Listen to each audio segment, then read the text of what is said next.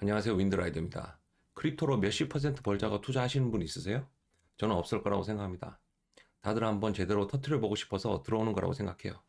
저도 그랬습니다. 그리고 저는 이미 3번 해봤어요. 첫 번째 사이클에는 전 재산을 넣고 마이너스 80% 이상 물렸었습니다. 두 번째 사이클에는 본전을 챙기고 나머지는 욕심 때문에 팔지 못해서 또 하락장을 맞았어요. 지난번 세 번째 사이클에서는 17억 수익 실현했습니다. 그리고 다가오는 사이클이 저에게는 네 번째입니다. 다가오는 크립토 사이클에서 제 목표는 투자금의 10배입니다. 허황된 얘기가 아니라고 생각합니다. 계산해보고 조사해봤습니다. 그리고 그 내용을 오늘부터 하나하나 전부 공유해 드릴게요. 시작 전에 일단 구독, 좋아요, 알림을 누르시면 제가 이번 사이클을 준비하는 내용을 바로바로 확인하실 수 있습니다. 이 영상은 투자 권유가 아닙니다. 저의 투자 과정과 실제로 운영하는 포트폴리오를 투명하게 공개하는 기록이에요. 모든 투자 결정은 본인의 판단과 책임하에 하시기 바랍니다. 오늘은 시리즈 첫 번째입니다. 제가 지금 가장 먼저 조사하고 있는 회사, 스트레티지. 오늘 다룰 내용은 크게 네 가지예요. 첫 번째, 이 스트레티지 회사 정체가 뭔지. 두 번째, 돈이 어디서 나오는지. 세 번째는 왜 비트코인보다 더 크게 움직이는지. 네 번째는 진짜 리스크가 어디 있는지. 제가 조사한 거 전부 풀어드리겠습니다. 저는 세 번의 사이클을 겪으면서 한 가지를 배웠어요. 처음에는 감으로 투자했어요. 인생을 바꿀 수 있을 것 같아서 알트코인에 전 재산을 올인했죠. 결과는 마이너스 80% 이상 물렸었습니다. 두 번째는 조금 나아졌어요. 근데 여전히 알트코인 위주였고 본전을 회수하고 욕심 때문에 나머지는 팔지 않아서 또 하락장을 맞았어요. 그리고 세 번째에 17억 수익 실현한 건 다릅니다. 사이클을 이해하기 시작했어요. 좋은 코인을 골라도 10배, 20배가 올라도 나의 수익률과 상관없다는 걸 알았죠. 그리고 리스크를 관리하기 시작했어요. 무엇이 올라가는지, 언제 올라가는지, 그리고 언제 팔아야 하는지 발목에 진입해서 어깨에 팔았습니다. 그리고 이번이 네 번째입니다. 세 번의 경험을 토대로 이번엔 훨씬 더 계획적으로 접근하고 있어요. 이번 사이클에서 제 목표는 투자금의 10배입니다. 그리고 그 10배를 벌 확률을 최대한 높이는 게 제 목표예요. 무모한 베팅이 아니라 계산된 투자를 하는 게 제 목적입니다. 그래서 왜 비트코인이냐? 저는 항상 알트코인 위주로 투자해 왔어요. 알트코인은 수십 배, 그리고 100배도 나오니까요. 근데 세 번 겪어보니까 알트코인에는 리스크가 너무 많아요. 첫 번째, 종목 선택 리스크입니다. 수천 개의 알트코인 중에 이번 사이클에 뭐가 갈지는 아무도 몰라요. 내가 고른 놈이 안 가고 내가 안 고른 놈이 100배 갈 수 있는 거예요. 저도 그 경험을 많이 해봤습니다. 두 번째, 상승 시점 리스크입니다. 알트는 사이클 초반에 갈 수도 있고 중반에 갈 수도 있고 마지막에 갈 수도 있어요. 아니면 아예 안 움직일 수도 있죠. 비트코인처럼 방향을 읽기가 너무 어렵습니다. 세 번째, 상승폭과 수익 실현 리스크입니다. 내가 고른 알트가 운 좋게 폭등을 해도 언제 팔아야 할지 모릅니다. 꼭대기가 언제인지 가늠하기가 비트코인보다 훨씬 어려워요. 맞는 알트코인을 골라서 폭등해도 못 팔고 끝나는 사람이 대부분입니다. 저도 그 경험을 해봤어요. 반면 비트코인은요, 크립토 사이클이 반복되기만 한다면 비트코인은 거의 확실하게 올라갑니다. 역사가 증명하고 있어요. 그래서 종목 선택 실수가 없어지죠. 그리고 언제 오를지도 상승 사이클이 비교적 파악하기 쉽습니다. 사이클 전체를 이끄는 대장이니까요. 불확실성을 최대한 줄인 선택이 비트코인입니다. 그런데 문제가 있어요. 비트코인만으로는 10배 수익 실현하기가 어렵다는 거죠. 첫 번째 사이클에 약 100배 올랐고 두 번째는 약 30배, 그리고 지난 사이클에 약 8배 올랐어요. 사이클마다 상승폭이 줄어들고 있어요. 지난 사이클에 8배 올랐는데 이번 사이클엔 더 줄어서 5배 오른다고 가정해봐요. 그리고 바닥 최저가에 사서 꼭지 최고가에 파는 건 불가능하잖아요. 현실적으로 무릎에 사서 어깨에 팔면요. 솔직히 그 수익률로는 리스크와 변동성을 생각했을 때 주식이 나올 수도 있어요. 그러면 투자 매력도가 굉장히 떨어지는 겁니다. 그래서 레버리지가 필요해요. 그런데 선물 레버리지는 저는 안 할 거예요. 청산 리스크가 있고 펀딩비도 계속 나가거든요. 그래서 저는 지금 비트코인 레버리지 상품들을 하나하나 다 조사하고 있어요. MSTR, MSTU, IBIT, BITU, 그리고 BMNR까지. 그중 첫 번째로 스트래티지, 오늘 바로 MSTR을 제가 조사한 내용을 설명드리겠습니다. 자, 그러면 오늘 첫 번째로 해볼 회사 스트래티지입니다. 스트래티지를 처음 들었을 때 저도 그냥 주식인 줄 알았어요.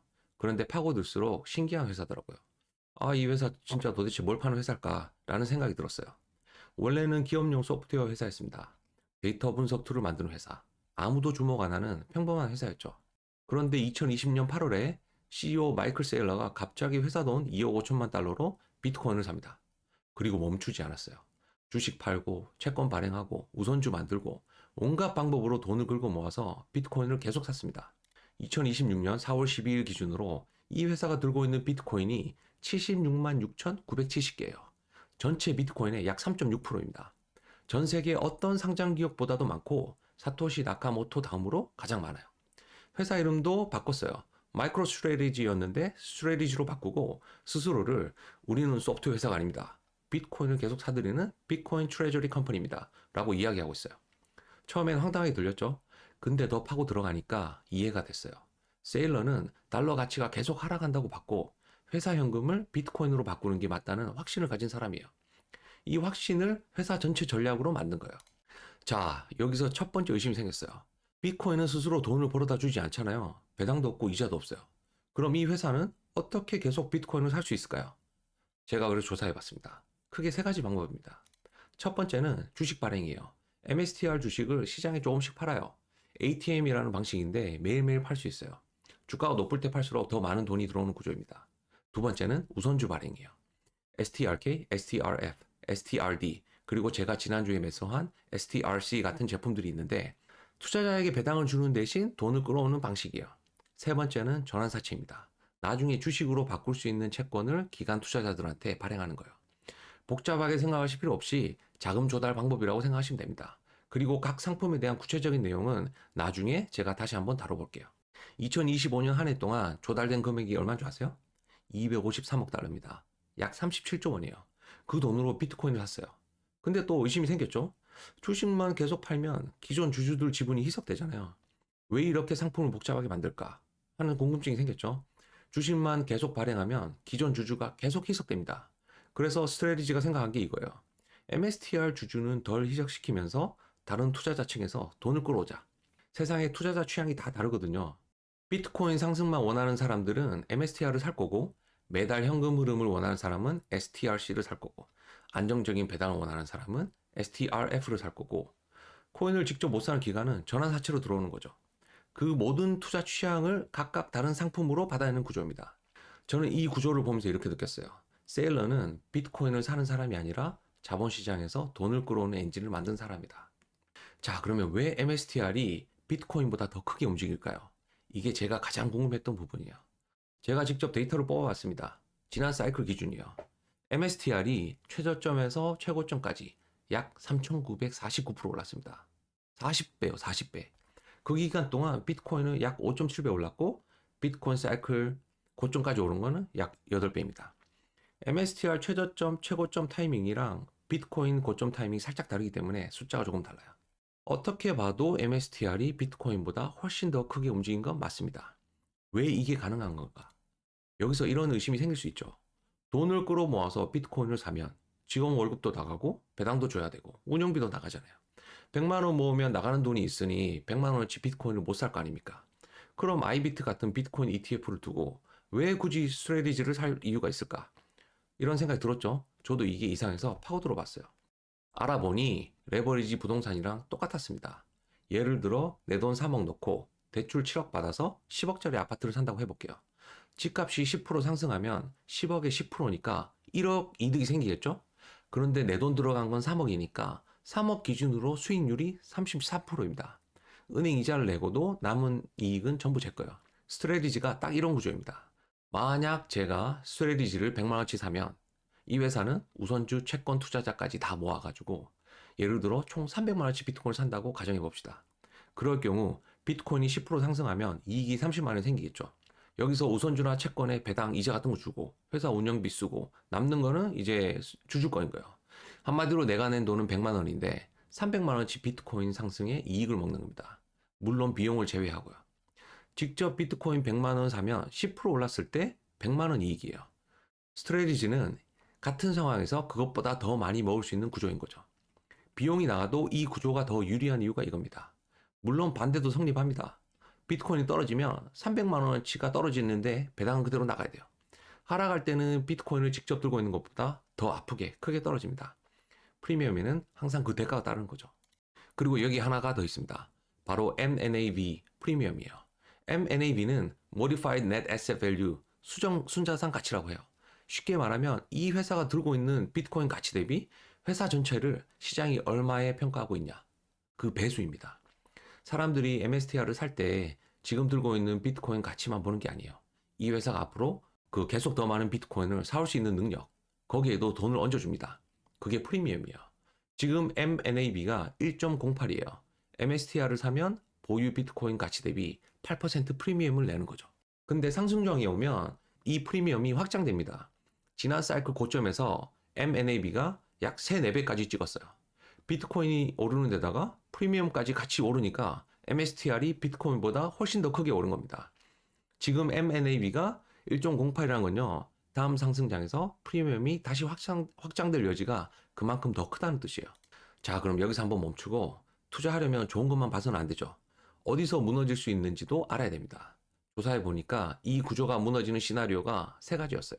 첫 번째는 비트코인이 길고 깊게 빠질 때입니다. 단기 조정이 아니라 장기 하락 사이클이에요. 자산 가치 하락이랑 투자자 신뢰 하락이 동시에 오게 되면 새 자금을 끌어오기가 어려워지고 배당이랑 이자 부담은 그대로예요. 선순환이 역순환으로 바뀌는 거죠. 두 번째는 자금 조달 엔진이 멈출 때예요. 스트래티지의 핵심은 시장이 계속 이 회사를 좋은 조건으로 받아준다는 거잖아요. 신뢰가 약해지면 같은 돈을 모으려면 더 높은 배당을 줘야 되겠죠. 아니면 아예 배당을 준다고 해도 아무도 안 살 수도 있습니다. 그래서 돈이 안 모이게 되면 비트코인 매입 속도가 느려지게 되고 그게 또 신뢰를 떨어뜨리는 악순환이 되는 거예요. 세 번째는 MNAB 프리미엄이 붕괴될 때입니다. 실제로 2025년 11월에 MNAB가 1 아래로 잠깐 내려간 적이 있어요. 비트코인은 그대로인데 MSTR이 더 싸게 거래된 거예요. 이게 번지면 비트코인이 올라도 MSTR이 안 올라갈 수도 있어요. 한 줄로 정리하면 이거예요. 비트코인 상승, 자금 조달 지속, 시장 신뢰 유지. 이 3가지가 함께 굴러갈 때만 선순환됩니다. 셋 중 하나가 크게 흔들리면 나머지도 같이 흔들려요. 저는 이 리스크를 알고 있어요. 알고 들어가는 리스크랑 모르고 맞는 리스크는 완전히 다릅니다. 마지막 질문이에요. 블랙락, 비트코인 ETF인 아이비트가 있잖아요. 수수료 0.25%인 비트코인 가격 그대로 추정하고 구조도 굉장히 단순합니다. 순수하게 비트코인 가고 싶으면 아이비 가는 게 더 합리적인 거 아닌가? 라고 생각할 수 있어요. 당연히 맞죠. 비트코인만 추정한다면 아이비트가 더 깔끔합니다. 중간에 회사 리스크도 없어요. 그런데 저처럼 10배를 목표로 하는 사람한테는요. 지난 사이클에 비트코인이 8배 올랐죠? 이번 사이클에 상승폭이 줄어서 5배 오른다고 가정해봐요. 만약 바닥 최저가에 사서 꼭지 최고가에 파는 거는 진짜 불가능하잖아요. 현실적으로 무릎에 사서 어깨에 팔아도 잘하는 거죠. 그렇게 한다고 했을 때 솔직히 그 수익률로는 리스크 대비 주식이 훨씬 나을 수 있어요. 비트코인과 아이비트가 나쁘다고 말하는 게 아니고 제 목표가 뭔지에 따라 도구가 달라져야 된다는 걸 저는 말하고 있는 겁니다. 저는 지금 그 도구를 고르는 중이에요.